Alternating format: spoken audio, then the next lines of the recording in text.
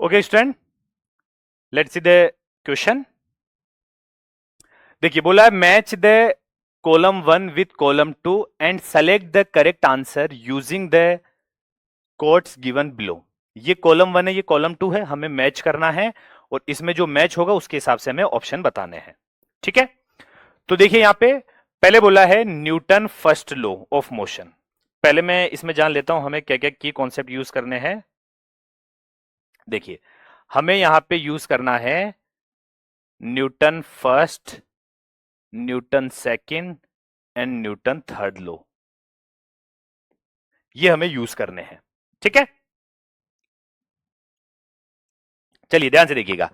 Newton first law of motion, हमें पता है Newton first law of motion क्या होता है। देखिए न्यूटन फर्स्ट लॉ किससे रिलेटेड है? इनर्शिया से। न्यूटन सेकंड लॉ क्या होता है? न्यूटन सेकंड लॉ होता है F is equal to rate of change in momentum. और न्यूटन थर्ड लॉ क्या होता है? न्यूटन थर्ड लॉ होता है एक्शन रिएक्शन। एवरी एक्शन का एक रिएक्शन होता है अपोजिट डायरेक्शन में। ठीक है, और यहां से इसका रिजल्ट आता है F is equal to m a. तो अब देख लीजिए हम लोग चेक कर लेते हैं यहां पे। देखो पहले बोला है Newton first law of motion. Newton first law of motion क्या है? देखो यहां पे बोला है नेचर ऑफ फोर्स है, नहीं। Define force and inertia, yes. ठीक है, ये फोर्स को डिफाइन करता है और इनर्शिया को डिफाइन करता है। मतलब ए में क्या आ जाएगा हमारे पास? ए में आ जाना चाहिए हमारे पास क्यू। क्या न्यूटन फर्स्ट लॉ फोर्स को मेजर करता है? नहीं। रियल लॉ ऑफ मोशन है? नहीं। चलिए आगे बढ़ते हैं। Newton second law of motion.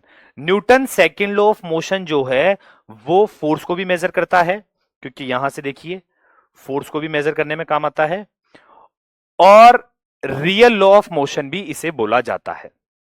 मतलब बी में क्या है? जो न्यूटन सेकंड लॉ है वही आपका क्या होता है?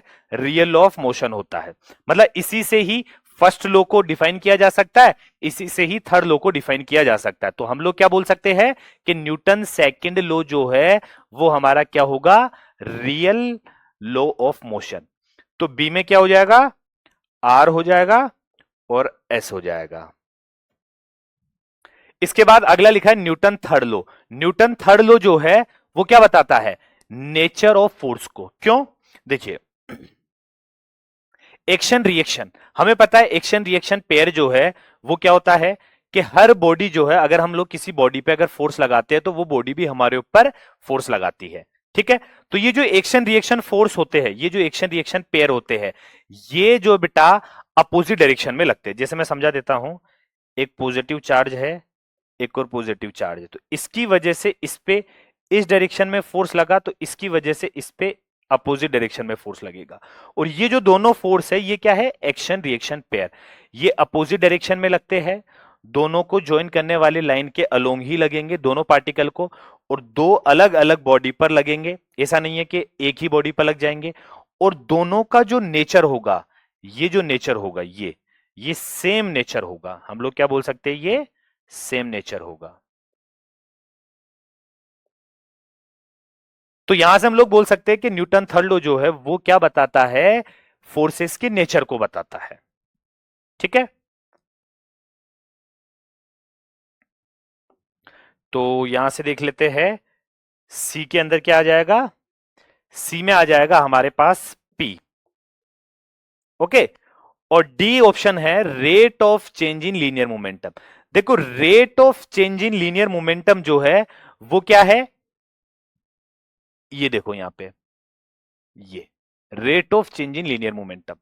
ठीक है, ये किसके इक्वल है? फोर्स के। मतलब ये फोर्स को मेजर करेगा। कौन? Rate of change in momentum. तो यहां पे क्या लिखा था? डी में rate of change in linear momentum. तो rate of change in linear momentum इसका क्या आ जाएगा? Measure the force. मतलब आर में भी क्या आ जाएगा? सॉरी, आर में नहीं, डी में क्या आ जाएगा? आर। ठीक है, तो अब मैच कर लेते हैं ए में क्यू, ए में क्यू, ए में क्यू, ठीक है, इन दोनों में मिल रहा है। बी में आर और एस, मतलब ऑप्शन नंबर सी हमारा यहां पर करेक्ट आंसर हो जाएगा।